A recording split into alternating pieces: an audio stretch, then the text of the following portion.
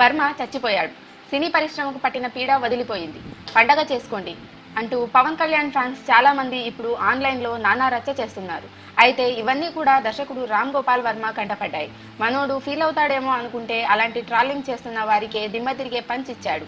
Love you too my dear Pawan Kalyan fans, thanks, మీ అందరికీ నా కౌగిలింతలు అంటూ ఓ ఇమేజ్ను వర్మ ట్వీట్ చేశాడు. అంతటితో ఆగకుండా మరో 2 కామెంట్లు కూడా చేశాడు. నిరక్షరాస్యులైన గొర్రెలకు తెలియాల్సిన విషయం ఏంటంటే నేను 3 జన్మల క్రితమే చచ్చిపోయాను. అప్పటి నుండి నా ఆత్మ మాత్రమే ఇక్కడుంది.